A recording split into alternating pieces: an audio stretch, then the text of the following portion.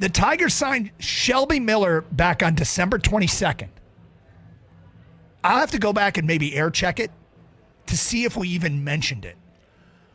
Well, I have to tell you that I feel guilty that we haven't brought it up prior to the season, because looking at things objectively, we should have, because Shelby Miller has a track record of being a pretty good arm. Mm-hmm. And I'm glad to see that he started off looking great. And driving in this morning, listening to AJ Hinch on with the morning show, and he's like, yeah, one of the things we probably didn't even talk too much about in the offseason is the acquisition of Shelby Miller. Now he's like a Swiss Army knife for me. I can put him in any situation, which is awesome.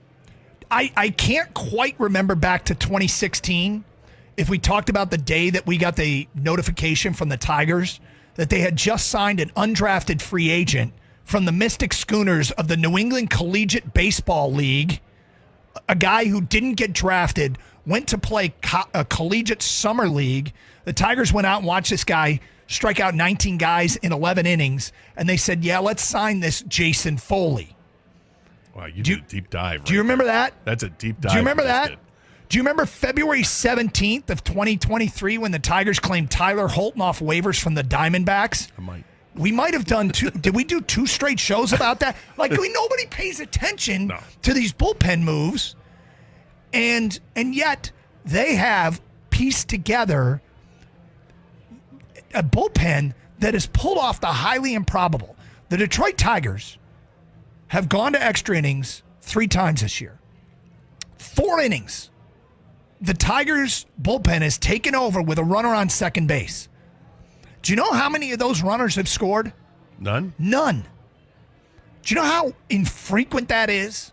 In this extra inning format. Is it like 40% of the time they score? Or is it more than that? The Tiger bullpen has kept that runner that they inherited second base to start the inning from scoring. That is incredible. Now, can they keep it up? Sure. I don't know.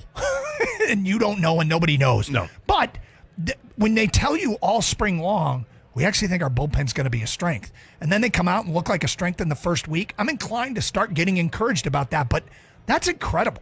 That's an incredible start for the bullpen. I'll make the case that the bullpen's the star of this team, and they don't really have that defined back end, hand the ball to Mariano Rivera and the game's over guy. Unless Foley's that guy. I mean, Foley could be that guy. Yeah, no, but he doesn't. That's not his track record. But I mean, they developed him into this arm, and he talked about it yesterday with Bobby Scales, actually, about how he has gotten better in the offseason and working on a bunch of things. And obviously, his velocity has gone up a tick and throwing triple digits, which is amazing to see. Bullpen has been better than expected. And I expected a rotation to be really good. I thought the bullpen was going to be good, but I didn't. Again, there are questions about it. Well, they're answering the questions. It's early. My concern is, when you always start thinking about the future and how many of these guys are going to be here, whatever, and what do they have coming, waiting in the wings. And it's not a big concern, but it's the Tigers don't have a whole lot of bullpen arms in the minor league system. But what they do have is a glut of starting pitching, and some of these guys can be repurposed. And maybe that's what we're seeing. Like Bo Brisky, down in Toledo right now, he's coming out of the bullpen. He's not starting. So is that an arm that can be repurposed? Faedo has been, right? Yeah, Faedo has been repurposed. Although when I heard Hinch call him, and I don't think, he said it real quickly. He said, Fido, I like it. There's a dog in there.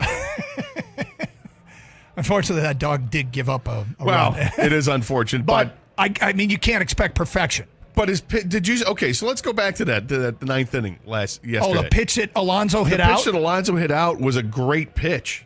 Alonso it's low and out of the zone. Waved the bat, strength and barreled it up. Yeah, but that's just what he does. And then the base hit at the end to score it was another really good pitch. He kept it low, and the guys just reached out and they got it. Give him credit. But I like this pitching staff right now. I think they're very good.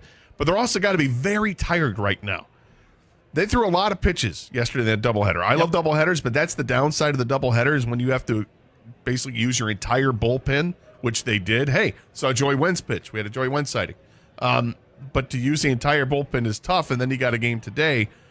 Now you got your ace on the mound, and you talk about your MVP so far in the season is the bullpen, and that's taking a nice big broad brush to it. For me, I'm just going to say it's Tarek Skubal because I think he's going to set the tone all season long. Every 5 days, this is a guy you're counting on to go give you 6-7 innings of awesome baseball. And today, they may need him to go 7 or 8. Doug Carr, Scott Anderson, downtown Detroit Tigers. It is the home opener and, of course, a holiday here in our great city.